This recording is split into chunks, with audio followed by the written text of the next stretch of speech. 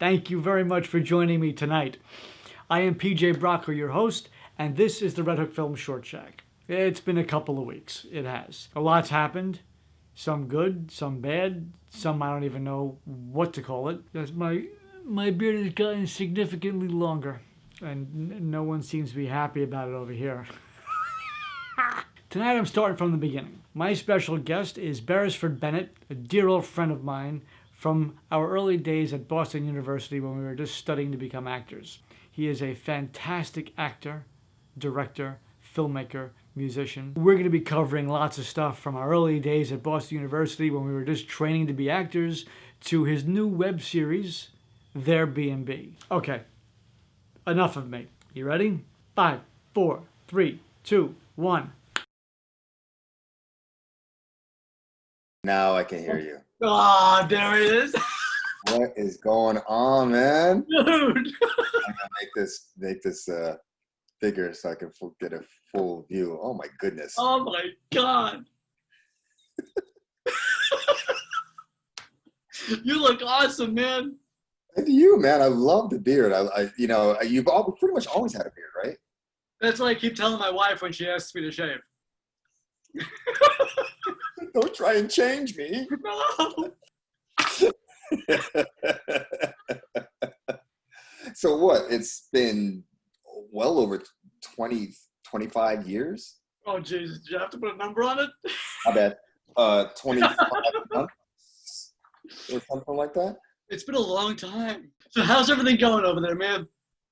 It's good, you know. I mean, all considering what everybody's going through, we've got the added pleasure of wildfires.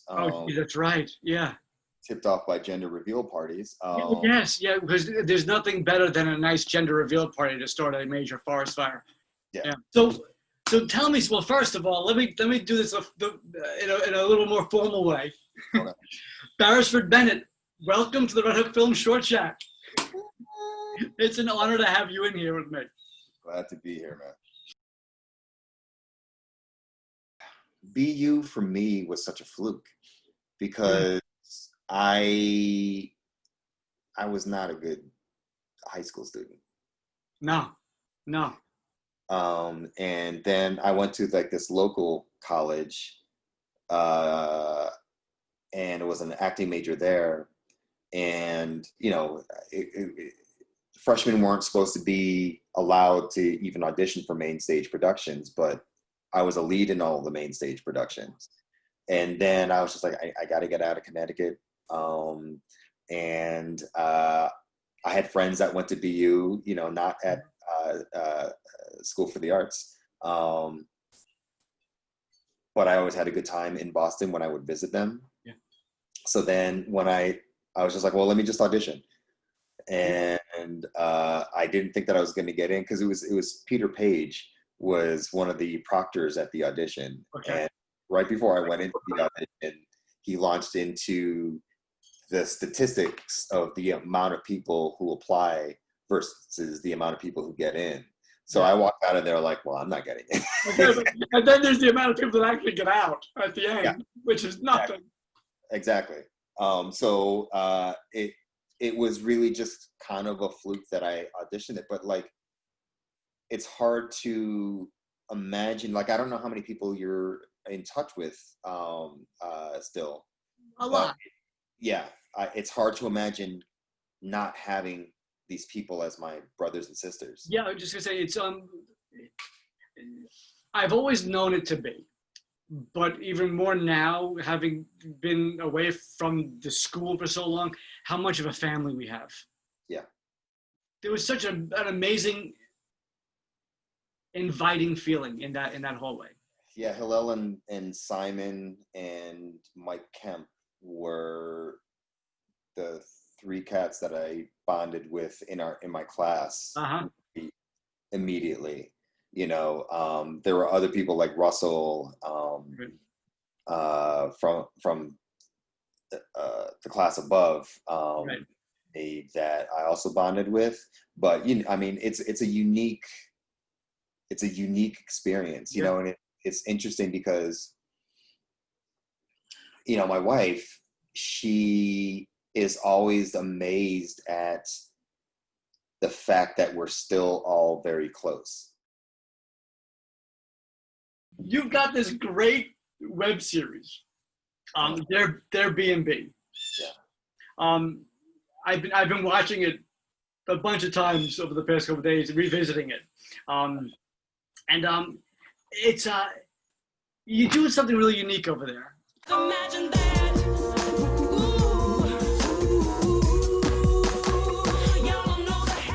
The dude from college with the extra nipple? Yeah. Triple nip nap? Don't blame me for your midlife crisis. Paul. You're easy to talk to. You're easy to look at. Come on, Mummy, please don't do this. I can't do that. You have no choice. I mean, don't you miss it? Do you miss being young? You can't hide it anymore, Kendra. Uh-oh, it's the host again. Airbnb came out of the fact that my wife and I, we had an apartment upstairs in our old house, and that we were renting out as a online rental. Okay. And in between, when you're getting ready for the next renter to come in, I'm always thinking, like, who are these people that, like, they come here for a day, a month, 2 months, whatever the rental is. They live their lives. They have entire existences right over our heads. And then they're gone, and there's, fortunately people were pretty cool, and didn't leave the place a mess or anything, but, there's still remnants of life that happened here. And so that question kept coming back to me, who are these people, and over time you start to see, similarities in different types of people, and how the apartment is left behind, and how much hair you'll find on the floor, or little small details, and then I started to think, well, what are these stories, what are these, and I came up with the idea of shooting something that was completely contained within the space. Right. That the only reoccurring character is the owner of the space. Okay. And I also really wanted to work with friends, and I just wanted to do something. It wasn't really a budget or anything. And I wanted to keep each script no longer than 5 pages. Okay. So those were the basic rules in which I was working.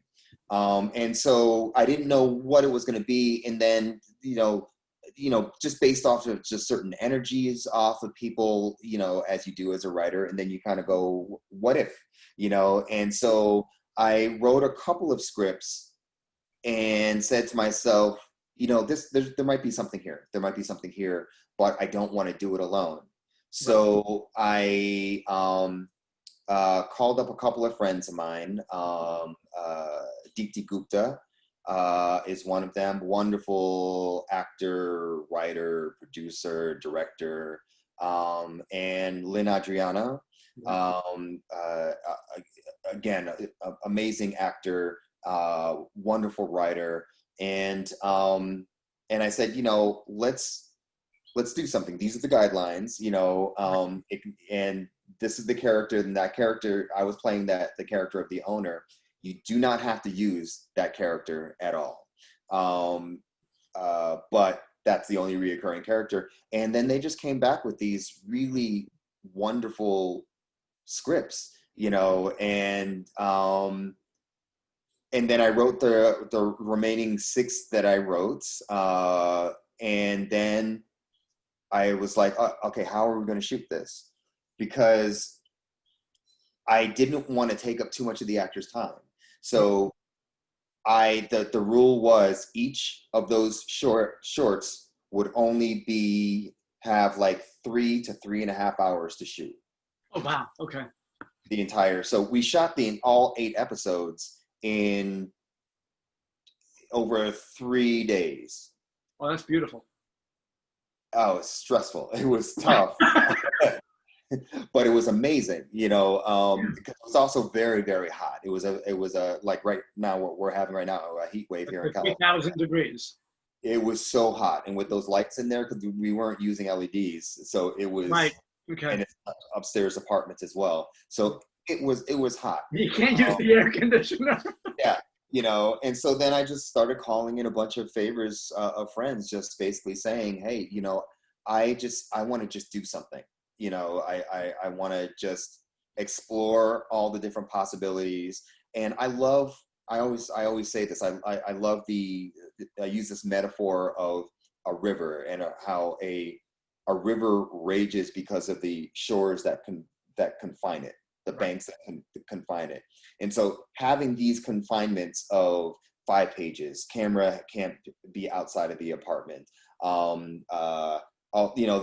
those small things, what can come out of it. And the cast is a culmination of some really wonderful seasoned actors. The cast is fantastic. I mean, all of it's just fantastic. I got so fortunate that all these people said yes, and there were 1 or 2 people who, one friend in particular, she was creative a long time ago, has been wanting to be creative again. And I was just like, here, let's play with this. And she was lovely in it, absolutely lovely in it. And it was really a joy, but the real props, because the crew was me, Okay. and I directed all of them. I co-directed one Deepti's with her because she was in it as well, and so I co-directed that one. So I was director, producer, sometimes actor, and Cornell Mitchell was the DP, and he just brought all the juice. And Taryn Carter, who was also stills photographer, Okay. but she also doubled as AC. And this other guy on sound, Robbie Magatang. And I'm sorry, I'm mispronouncing. Makatange is his last name, Robbie Makatange. And it was just us as the crew. And we had the slots. The actors came in. They knew their time, And some of the actors I met when they showed up. Really? Yeah. I hadn't met. We had no, we had rehearsals on a couple of them. Only 2 of them, but everything else was, hey, how you doing? Great. I'm glad you're here. Let's go. And ran through it, gave some notes, blocked it, and Cornell and Taryn just ripped through and just like lit it. Boom. Shot. Awesome. And Right. The crazy thing is, like, after you finish one of the shorts, it's like, oh my God, that was amazing. Okay, get out, because we got some beers. Hurry up, we gotta clean for the next guest. Basically. Oh, that's awesome. And it was Speed dating for short films. Speed dating for short films. Exactly. And it was just absolutely lovely, and everybody just came together, and they knew that it wasn't going to be a long day, and like we literally, the longest we went on any of the shorts was 3.5 hours. Wow. And again, that's a big testament to Cornell. And it's just, because there were times, because you just be like, the new people would be coming in, and I'm just really quickly, okay, this is the room we're working in, and this is what I was thinking. What do you guys have? Okay, great. I love that. Let's do that. Blah blah blah. Okay, and Cornell's just like, okay, get out of here. And he'll light it, and I'll continue talking with the actors and everything, and then I come back in. I'm like, Cornell, how can I help? And he's like, we're ready. I'm like, what do you mean we're ready? Yeah, and let's go. Let's shoot. There are 2 episodes that really stood out. the first one, of course, because that's your introduction to everything. Just, it took me a little while to catch on, like, oh, wait, he's not really saying that. I'm just dying. That was a fun one. Just all the comments, and it's like you just see her reactions of like, huh? It's not real. It's funny, like you watch that with an audience, and a lot of times people are just like, Oh my gosh. what a jerk, this guy. And I'm not, first I'm kind of nervous. Like, I don't know where this whole thing is going because, like, okay, what kind of a guy is he? What kind of a person is he? Is she in danger? What's happening? Is he actually, like, could he be hitting on her? And then it's like, you know, or is he just an asshole? Or is just, you know, and then, well, maybe she's twisted. And then all of a sudden there's just that evolution of character. Yeah. And watching her journey. And it's just a beautiful, crescendo when you get for that ultimate reveal of, oh God, starting from zero. Right. And then, I mean, now all of the pieces that you've got there, they're all about relationship issues. I mean, they're all about stuff that's going on. And the opposite extreme, I guess, would be Last Chance, where he's just tweaked. Yeah. And what I found beautiful and was a dynamic between that one in contrast to the first one, Moving On, where you've got this kind of fluid motion of the young woman kind of figuring out where she's going to be starting from, and then just this kind of paranoid, frenetic nut job trying to figure out where he's starting from. Yeah. And I just think it's a beautiful contrast, you know, between even though that they're all dealing with basically the same subject matter in their own way. That's the through line. But how they're confronted with these elements and how they're dealing with it, it's beautiful. Well done, man. I appreciate that. And you've got a fantastic group of actors to work with, which makes it, 95% easy. In particular, in those, Liz Fenny for that first one, and right. Jeffrey Stubblefield. Jeffrey. He, you know Jeffrey, right? He looks familiar, and I'm trying to. He was in Amua, in a few productions in Amua. He was in the Julius Caesar that we did. Okay. As well as the Dumbwaiter. Right. Okay. Yeah. So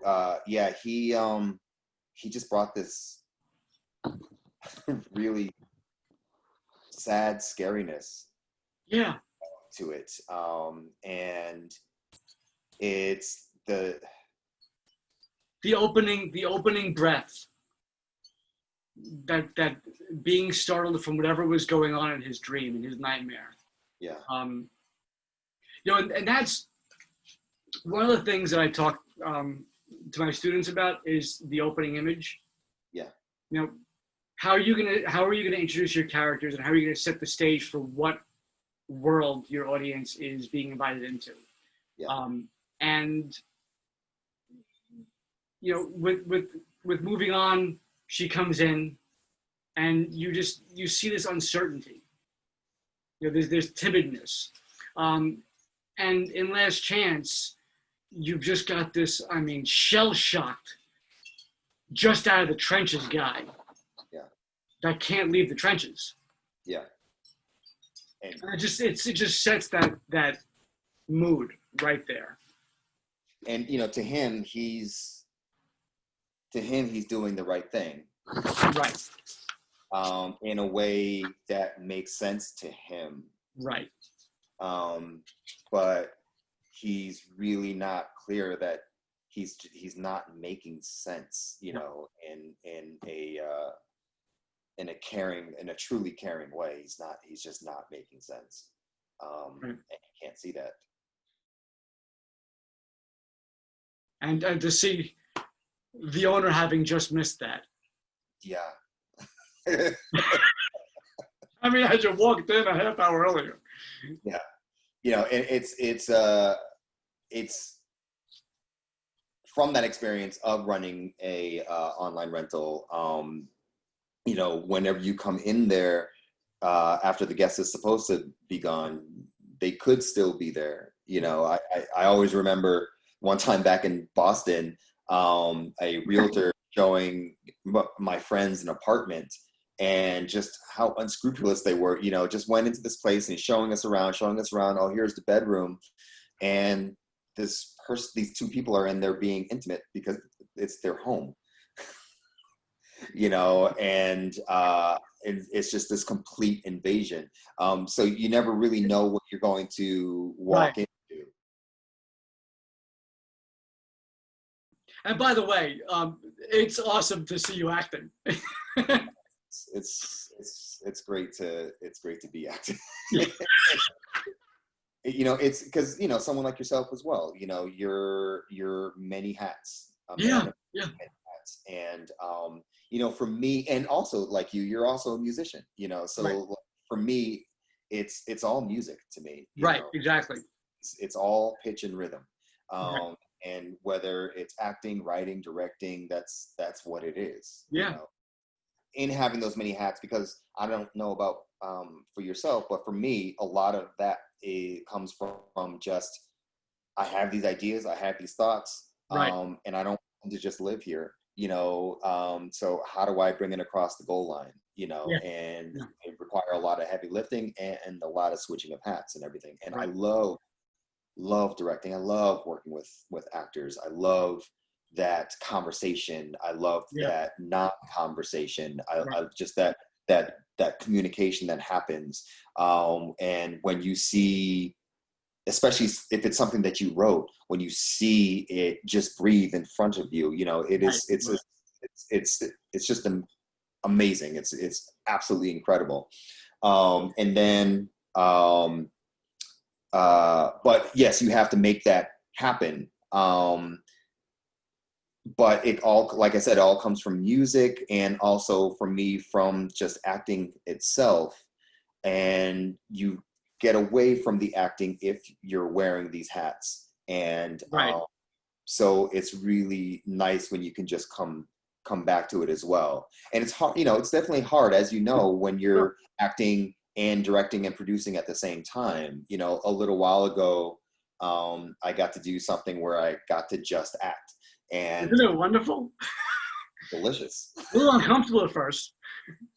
And also, you know, there's moments in because I started directing because of being on sets and being there, and the director and producers they have a problem that they're trying to figure out, and they're trying to figure out a way in order to fix a problem. And in my head, like, well, if they just did this and that, then that would fix the problem.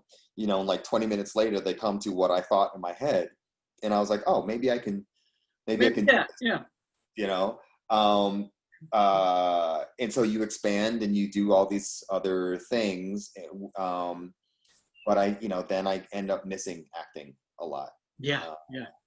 So it's just a joy to be able to come back to it. Companions. Oh my gosh. But first of all, man, really awesome stuff. You know, Companions was actually my first short film. Right. And if with our old friend. What is that? With Russ Jones. Yeah. And you know, he's my brother from another mother, you know. And that was the film that, after being on sets, like I said, and thinking that, oh, I can do this, I happened to have made a little chunk of cash from doing this AT&T commercial. Okay. And so I took a bunch of that and sunk it. Back in the days when you actually were able to make a chunk of cash up those things. Exactly. and so, you know, that again was an idea of like, because this is, I haven't seen, I forget what it's called now.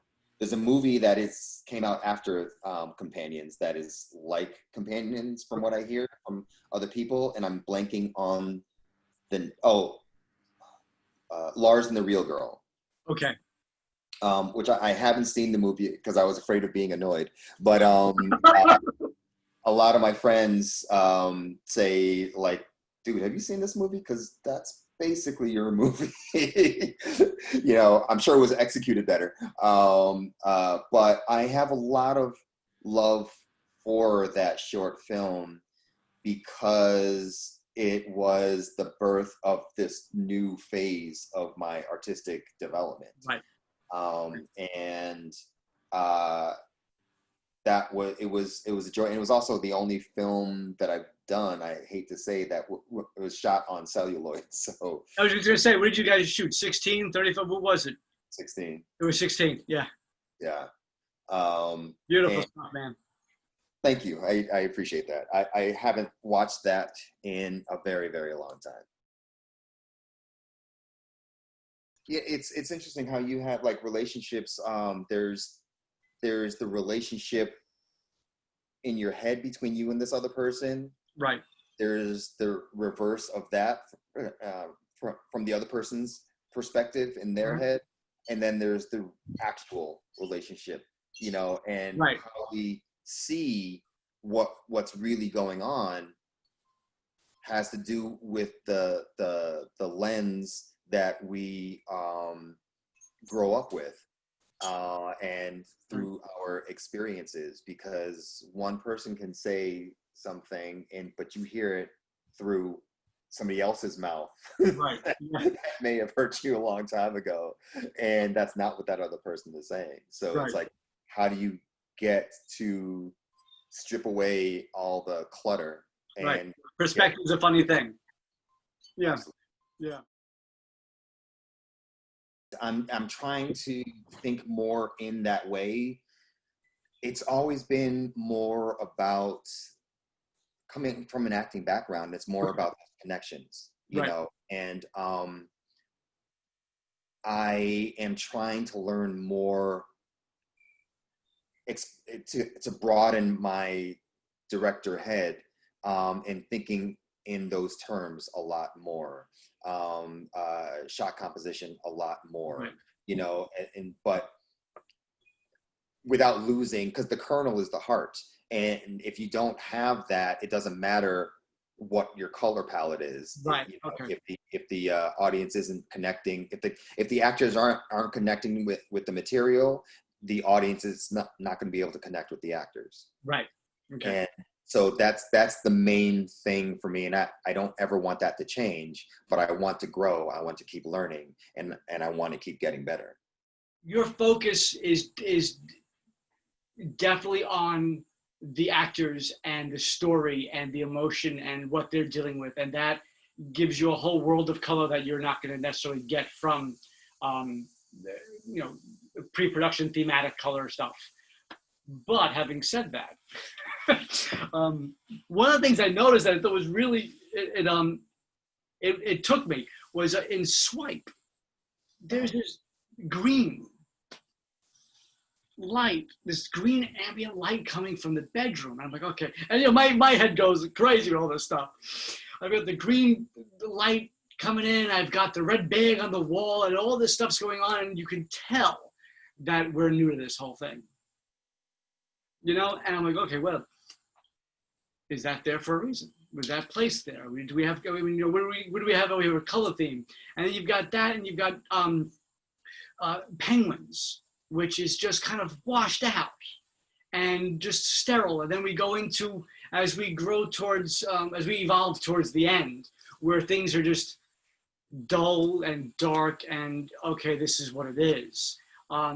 So, you know, I always go back to, like, I look at these films and I'm like, okay, what could the director, the production staff, what could everyone be thinking about? How do we tell this story suggestively, subtext-wise, with color and what have you?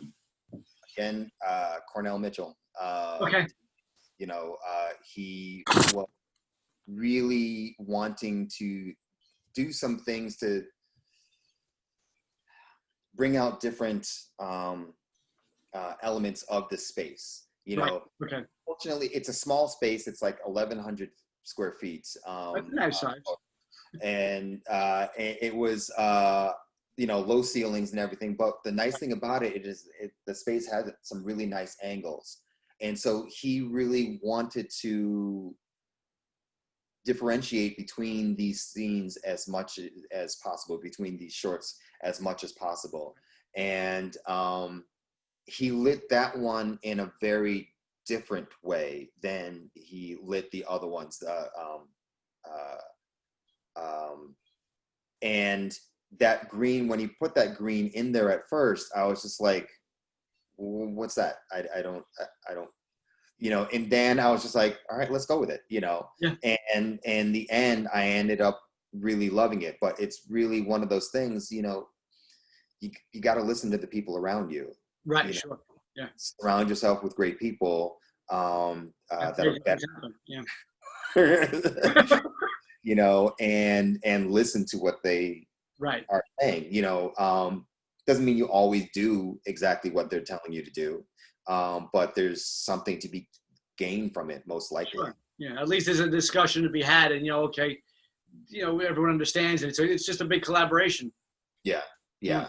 And so as I'm developing my visual sense as a director, Mm-hmm.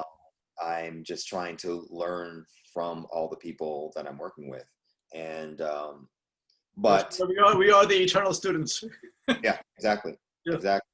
But I did not have a strong sense going in, visually, color palette and all that. Okay. But you know, that short, that web series that I was supposed to direct before COVID hit, I did have a stronger sense in my head of color palette, Okay. to just really fashion that image in so that every inch of that screen is telling a story. Nice. I mean, are you planning on, and if you are, where are you planning on going with Theirbnb, or is that basically what it was? Are you looking to make something bigger out of it, or continue on with that? You know, it's something I wanted to shoot. I wanted to shoot another season of it, within that space. Now we still have access to that space. Okay. But someone's actually living there, you know, so it's not like a short-term rental type of space. Okay. So it's something that's kind of in the back of my head as to what I would like to go back to. Mm-hmm. And I'm sure that I eventually will. But there's other projects in mind and paths that I'm trying to carve out as well.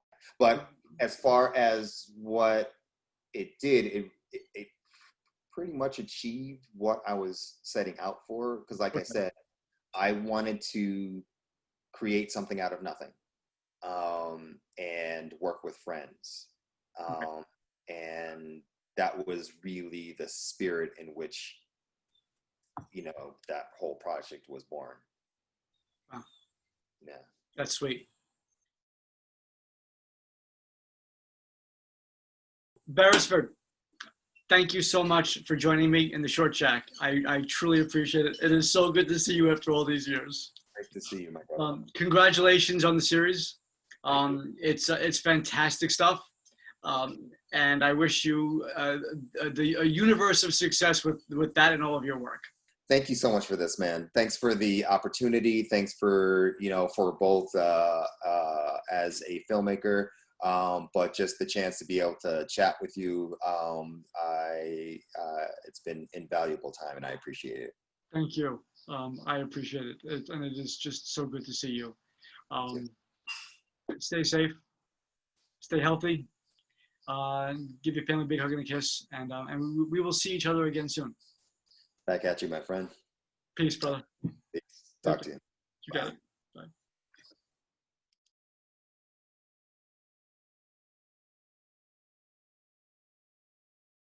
Okay. That wraps it up. Thank you for joining me. Don't forget to check back with us next Wednesday night at 8 p.m. Until then, stay safe, stay healthy, and keep making and supporting independent films.